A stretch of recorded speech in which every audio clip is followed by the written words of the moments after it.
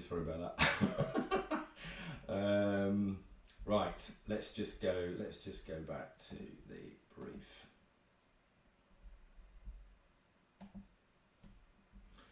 Yeah, so client name and company, key contact details, promoted brand and the brand guidelines. And that is also important, things like fonts, color schemes, all that, because if they're going to be creating some content, they want to know exactly what's going to work. What they do not want to be doing is having approvals going backwards and forwards, because all of that does is take lots of time. They also want to know about the timelines. Gordon, sorry, I can't see your screen anymore. I don't know if it's just me or... No, me neither. Oh, beg your pardon. Right, let's just do that. Have you got that? So does everybody see that? Yeah, okay, that's great. Thank you. My apologies. Right, okay. Yeah, so a target consumer as well. So it's really important to look at the a mood board, the types of, their age profile, gender. Well, arguably as much information as you possibly can get. Now, there are great influencer platforms out there. In fact, we've had Hype Auditor on a previous one of these sessions that have been really helpful. It's amazing now what information you can get around not only what influencers you're looking at, but also their audiences. Do check that out on one of the previous roundtable events that we've done. It's really important that you have got your campaign goals and deliverables. So are you looking just at creating brand awareness? Are you looking at driving traffic to your website? Because sometimes there are content creators out there that are really great at content creation, but not necessarily at driving huge amplification. So it's really important that you understand what those goals are going to be. In fact, I often say they should be SMART: specific, measurable, achievable, realistic and timely. Also, have a look at the types of content that you would like. Now, obviously you want the influencer to be as creative as possible, but if there is some specific types of content that you like and you think would work particularly well, there's no harm in putting those ideas forward as well. Have a look at the ideal influencer profile. What does that look like? What type of individual? And this is where a lot of people make big mistakes, actually, because they look at just follower numbers, and it's not just about follower numbers. So it might well be that, and this is why, there are specialist individuals and platforms out there that will actually help you do a lot more of this research. Because you might well find, and I had this recently with somebody who had like 600,000 followers on Instagram, but 40% of her follower base were based in America. Well, if you've got a UK-based brand, then you can see straight away that quite a lot of that audience is irrelevant. If you wanted to target women specifically, you want to make sure that you've got a high percentage of that follower base being women. There are, as I say, platforms that will allow you to look at the earnings capacity, i.e. what the average audience is earning per year, what social group they belong to, what their education status is. I mean, it's just incredible what's possible. Also, you should have a look at the engagement rate. Now, I think on Instagram, it's around, the average is about 1.7%. So if you're going to be looking at influencers, particularly if it's around not B2B influencers, but ones that are in the B2C space, then a higher level of engagement may mean a lower number of followers, but arguably that's what we're all aiming for, isn't it? You need to make sure that you've got a campaign hashtag as well. If you've got one, you need to let them know what that's going to be. What the theme, the campaign theme, and the mechanics are going to be. So, if it's going to be a competition, is it going to be a photo shoot? Is it going to be some other form of promotion? Is it going to be an app download? Whatever it's going to be. Now, I would say sometimes that the one of the things that influencers really get frustrated about is where they're just brought in right at the end of a campaign, just merely as amplifiers, and actually they can bring a lot to the party. So sometimes bringing them into that early stage brainstorming session can be hugely valuable. In fact, I was speaking to a big whiskey brand a little while ago, and they did just that. And they found a brand new audience as a result of some of the content that was being created and some of the ideas from one or two of the group.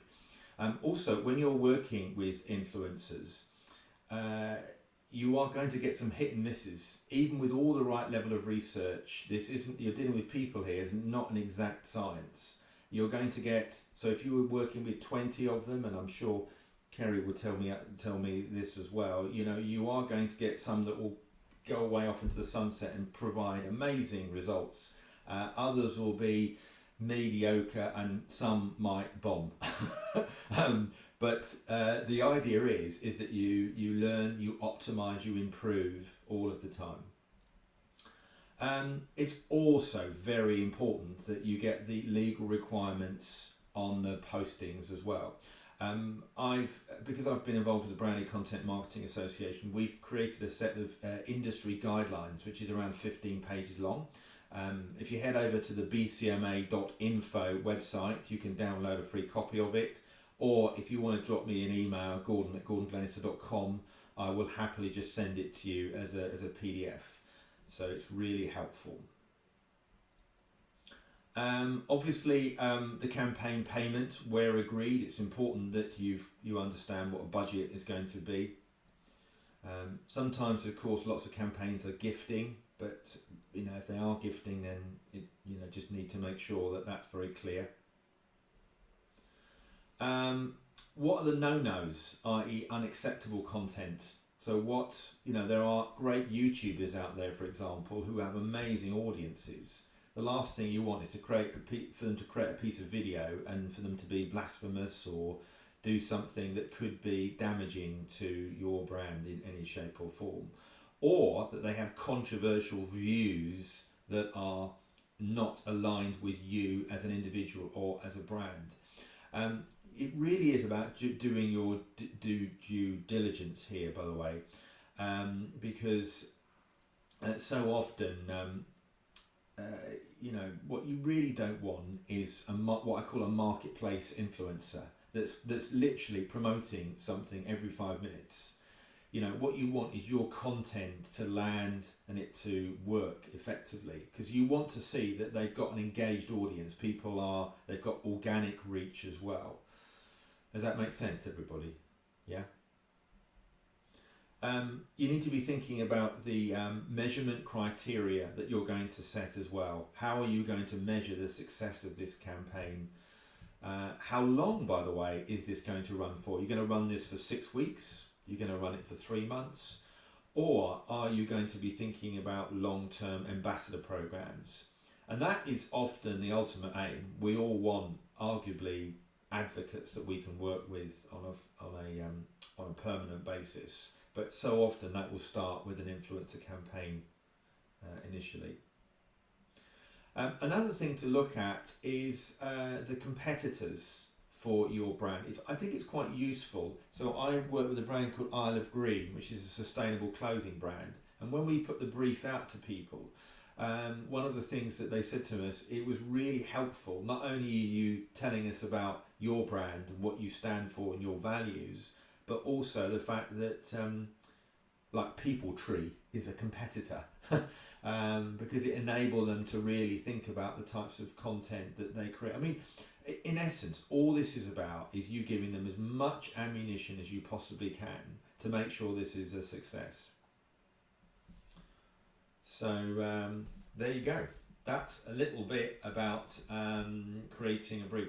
What you see on the right hand side is just a template, and I must admit I've just got that off the web, but you could create your own template in an Excel folder or something that is regular, and you keep it. It just helps you go through a particular process each time. I'm not going to talk about influencer contracts in too much detail because that's a whole new session. I want to talk about this on another round table, and I'd like to invite one of my legal friends along to talk about this in a lot more detail. But so this was really just about the brief. So next time we're going to be talking about the contract. There you go. Enough talking. Just keen to get some views and thoughts from you about. In fact, let me just start with Kerry actually, because Kerry's living and breathing in this space. Tell us about how you work with the briefing process, and some of the things that perhaps I've mentioned resonate with you, or any other comments you'd like to add. So I guess like the most important thing is detail. However, so you need to make sure you're super detailed, but also not prescriptive, which is a fine line to walk, because when you work with influencers, the point of working with influencers is you want to work with them because they're authentic. So when you think about a creator, you're not hiring like an actor to being a commercial or something. What you're buying with them is you're paying for them to create content, you're paying for real estate on their channel, and you're paying to kind of get make the most of the community that they've built up. So first off is authenticity, and make sure not too prescriptive. But saying that, you need to be super detailed in what the ask is. So when you say deliverables doesn't just mean one Instagram story, one Instagram post. It also means what's the usage, what's the exclusivity, do you have any commercial licensing agreement? Because when you work with a creator, you're not buying out their content. What you're paying for is for them to create content that they will post on their channels. You're not buying the rights to, sorry, my phone's just gone. You're not buying the rights to the content. So if you, for example, want them to create this content that you then want to use on your socials or your website or your email listing or et cetera, then you have to be super clear from the beginning that that's part of the brief, because that will also be part of the payment. Absolutely, yeah. And that goes down even to the whenever I've worked with creators who I've managed in the past, I've been super clear with even things like there's I guess two different types of usage in my mind. There's usage which is like I guess organic. So if you as the brand want to post them on your own channels, or you want to use them in your own email marketing, etc. Well, maybe there's three usages. Then there's the second, which is offline. So if you want to use it on billboards, posters, TVC, all that kind of stuff. Then the third is paid media. So if you want to boost that content across social, so for example, if you want to put paid spend behind an Instagram post, or you want to run a YouTube video as TrueView, so that basically means that you can buy impressions. So if you put money, and then YouTube will serve that video as pre-roll. Pre-roll is the ad before you watch a video on YouTube. All of that stuff, like if I was a talent manager or a talent, I would expect to know, okay, what time period is that running? What markets are you going to pay to run that in? What's the cap on impressions?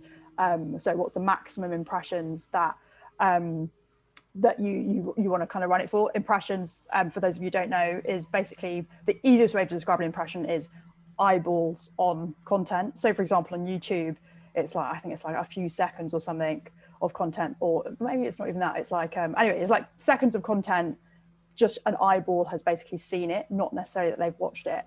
And even stuff like on YouTube specifically, for example, I don't know how many of you are interested in YouTube marketing, but even things like monetization. So the way that creators make their money on YouTube, without, apart from like branded content, merchandising, events, et cetera, is through monetization. So that's basically when they create videos, YouTube serves ads against the videos, and they have a percentage of the ad revenue. And so you need to sometimes make a decision when you're working with creators on that particular video.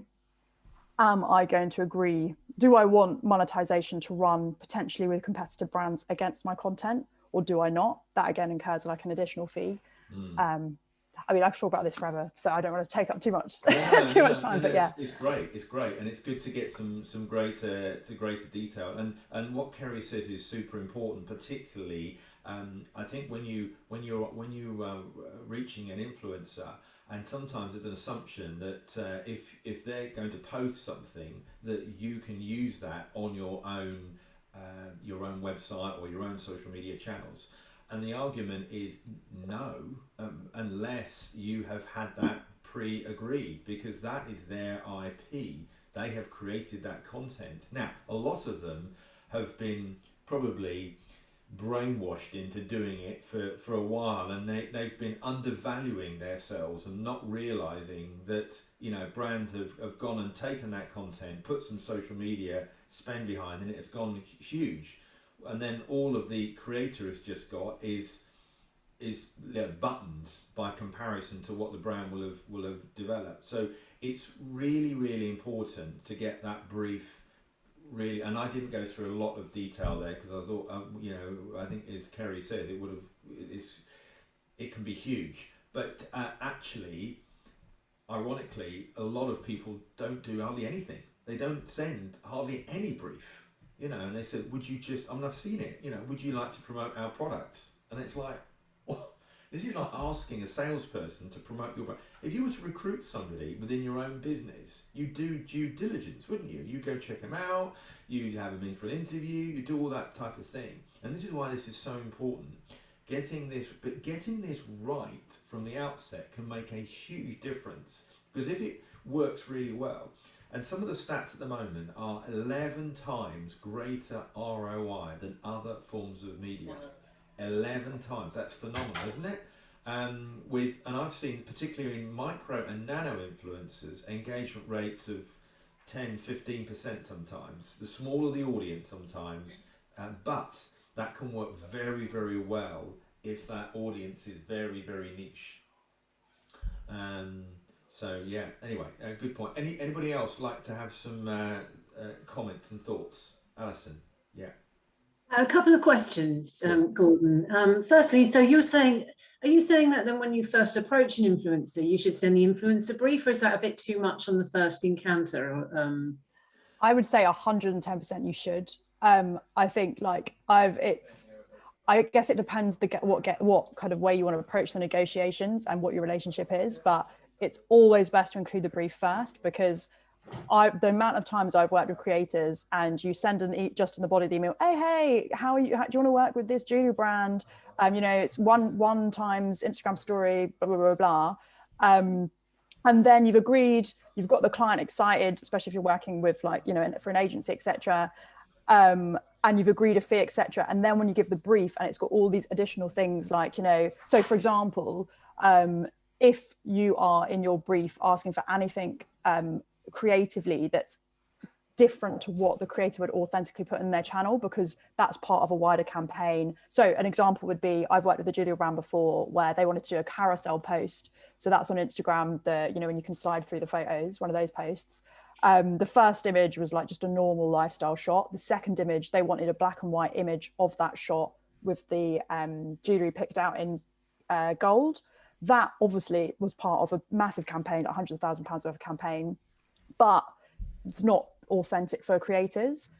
On that particular campaign, we actually didn't send the brief first. And we got all these creators excited about it, said yes. But then when they saw the brief and they saw this additional creative, they were like, no, that's not going to be authentic, because especially the most savvy creators and the really good ones, the ones who've been in the game a long time, they won't work on things that they don't think are authentic for their channel. Absolutely. I think it's because the most important thing to them is their community and the people that follow them, and they follow them for a reason, because of their authentic voice. So in a way, this is why I think some brands come a cropper, is because they see influencers as mere amplifiers and not necessarily as partnerships and collaborations. So I still believe in the principle of trying to create a relationship, and I've always used this approach of jab, jab, punch, which effectively is, if you find a group of influencers that you like and you think it resonate well with you, start the process. And sometimes you don't always have the time, admittedly, but where you can, is like some of their content. So when you do reach out to them, you're trying to build a relationship. But if you are then ready to send out some form of more detailed communication, then this is the time to put a brief. And yeah, the more detail you can make it, the better. Sorry, Alison. Well, yeah, that's really helpful, Kerry. Thank you. And I fully appreciate that if you're spending tens or hundreds of thousands of pounds on an influencer. But if you're starting out and you're just gifting, or you're spending a small amount, you're just testing to see if it works, it does seem quite excessive to send like a 30-page brief if you're just giving them a free book or something. So a brief can be super like a one-pager. On the brief, it can be a one-pager, but the reason that it's really important to send the brief and be upfront with all the details at the beginning is because when you work with a creator and you negotiate a price, even like the smaller ones, lots of micro-influencers are super protective of their content and their pricing. If you say, okay, hey, I want to work, in the body of email, hey, I want to do like one times Instagram post, and they're like, great, we can do that for £1,000. But then if they see additional asks in the brief that weren't initially in the initial proposal, those additional asks might add on to the price. So you put yourself in a much better negotiating position with influencers if you're super clear about all the deliverables. And it doesn't have to be a briefing doc, it could even be in the body of an email. You just make sure you've got all the details you need to have. I would say the most important details, really, if you're like just starting out, would be the number of posts, type of posts, usage, exclusivity, live dates, 3 points of messaging, and the tone. And also one really important thing is how do they get the product? Because product, availability of product, how they get the product, et cetera, will be the Achilles heel of any influencer campaign. But yeah, I mean, I think obviously lots of brands do just do, hey, can I do one time Instagram post? And they don't include a brief, or they do it later down the line. But I just know from working with creators for either big brands or small brands, small creators, big creators, it's always better to just lead with the brief. Yeah. Have you got any templates you would recommend to start with? Either of you, anyone? We do have templates through Creator-Kind for briefs. Yeah. Yeah. But I think just to follow on from your question, Alison, I did something with the Isle of Green, and all of that was gifted. It was gifted clothing, and but I did do a brief and I sent that. Admittedly, I spoke to them. I reached out to them first, and I did know quite a lot of the people I worked with, so it did make a difference. But I hear what you say. You don't want to say, "Oh, hi, here's me. This is War and Peace," because you don't want to frighten them off, do you? But look, why don't you just trial it and think about? I mean, I can send you what I did for Isle of Green, just as an example, and then you can just take bits of it from your own perspective and then put that into and trial it and see whether or not you're getting a bigger bite from people.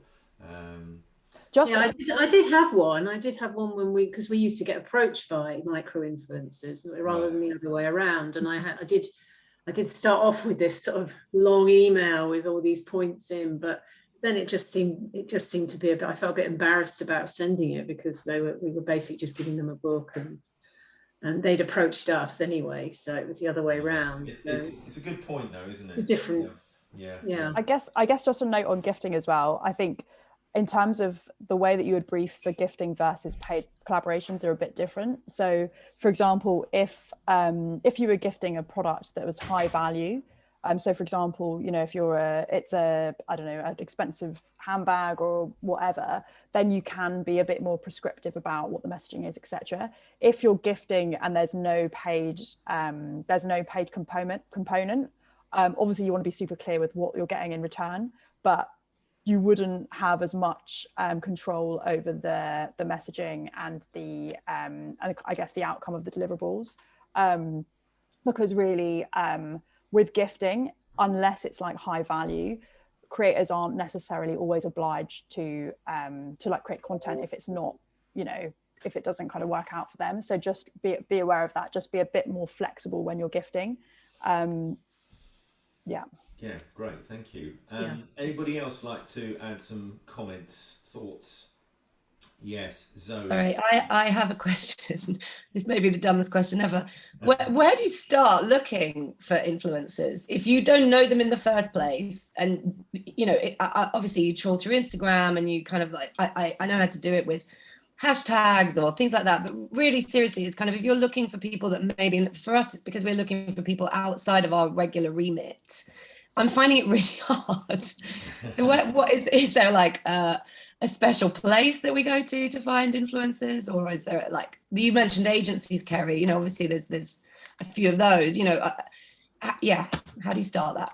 So so I guess it depends how much investment you want to put into it. So Yeah. if you're doing lots of influence campaigns, you can pay for very expensive tools. One of them, which is incredible, is Tubular, but that is very expensive. It's like two grand a month to use. Mm-hmm. If you don't, and there's other, like Creator IQ is a similar one. I think it's slightly cheaper. But if it's you don't have the budget and you just kind of want to test, and you don't want to go through an agency, a lot of it is just trawling through Instagram. So even when I've been working at like massive companies, like even when I was at Maker Studios, when I like that was my first job out of uni, and that I would literally spend hours trawling YouTube, trawling Instagram, and just kind of, it's just basically you have to spend lots of time figuring out like what's the best way for you to search and looking. And the best way I find of doing it is you find, so you can either do two ways. You either find a creator that, so for example on YouTube, that is similar to kind of this kind of creator you want, and then you just look at like, are any other influencers in those videos, you know, are there, have they linked out to other channels? Or if you know, this is kind of, I guess, more specific on YouTube, but also I guess on Instagram you could search for hashtags, but is there a type of content that you want created? So if, for example, I want to create I know that I want someone to create an ASOS haul or a haul for my product, I would just type in similar brands or other brands and just be like, blah, blah, blah, haul. And then you can, and then filter by like the last month or the last couple of weeks on YouTube specifically, and then you can find them. But if you have the budget, I think paying for tools is really good. But if you don't, it's very much more manual. And when you say paying for something like Tubular, you're saying that would be essentially like a retainer. That's what you're working, or you use that as the tool and then you pay for the influencers on top. So that's literally just a tool. It's a similar thing to like I don't know, like paying for. It's like it's just a subscription basically. Right. Okay. Yeah, so we can. There are about 1,200 influencer marketing platforms that are out there at the moment. Wow. You know, and we do recommend some within the influencer marketing group. Hype Auditor, one being one of them. Influence City being another, and they are a lot less in terms of monthly. I mean, the way they all work is a subscription base, so you get different levels of access, and some of them are discovery tools, and others are full management tools. So, like Kerry mentioned, Creator IQ, for example, is an end-to-end program, but it's a lot more expensive. So, you know, I'd be happy to introduce you to the guys at Hype Auditor, to be honest, to have a look at it, and they've just done a really good report for us on travel influencers. Which is absolutely awesome. That's just reminded me, there's someone I met about a month or two ago who they've set up this platform where at the moment it's free to use. I think they'll monetize it at some stage, but at the moment it's in their pre whatever stage. Okay. Called let me send a link on the group. It's called the Blogger Program. Okay. And what you can do, I'll just send you the link here. In the chat. Where is the chat? I've now lost you. There we go. Why is this so? My computer's being so annoying at the moment. When my computer eventually works, I will send it in the chat. But basically, you can.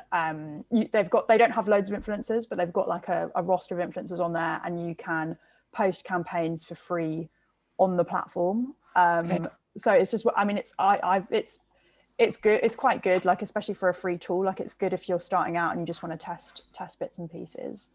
Sure. No. Okay. That's Thank you. Really helpful. Great.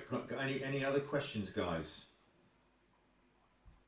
I've got a question. Yeah, it's probably a naive question, but so it seems like for me, influencers, there's people that can influence other people, and there's people with a big following, and I kind of I'm sort of intrigued about the difference. So how, like, if you're looking for an influencer, apart from audience size, how can you kind of gauge their level or their level of influence, I guess? So, well, engagement is probably now the biggest marker for authority, and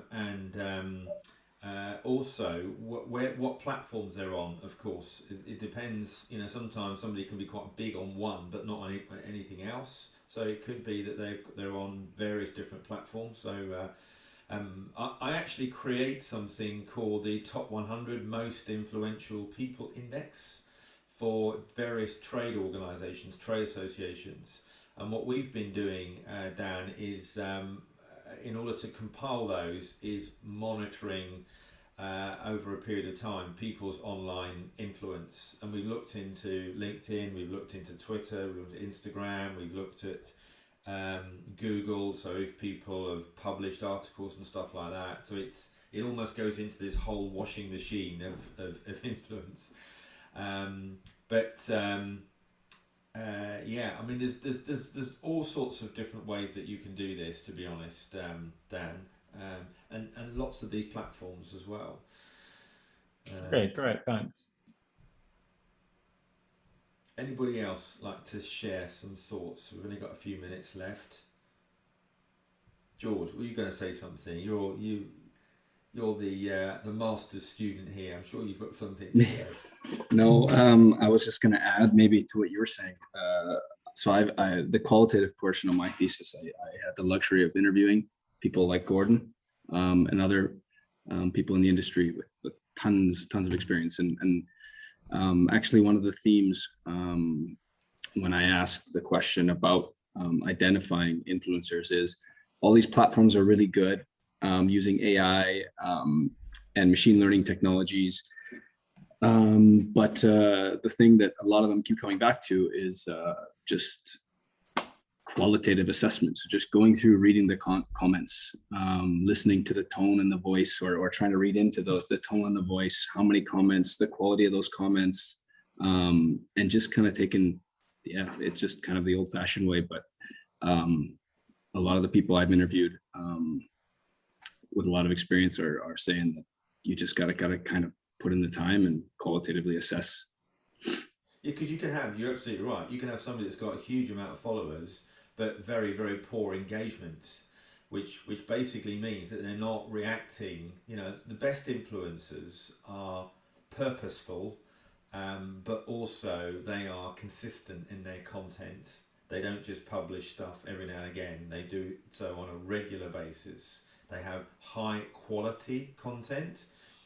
So in other words, they'll use professional photography, they'll use, you know, transitions, video techniques, all of those types of things. And more importantly, they know their numbers, Dan. They are looking at what type of content is working, and when.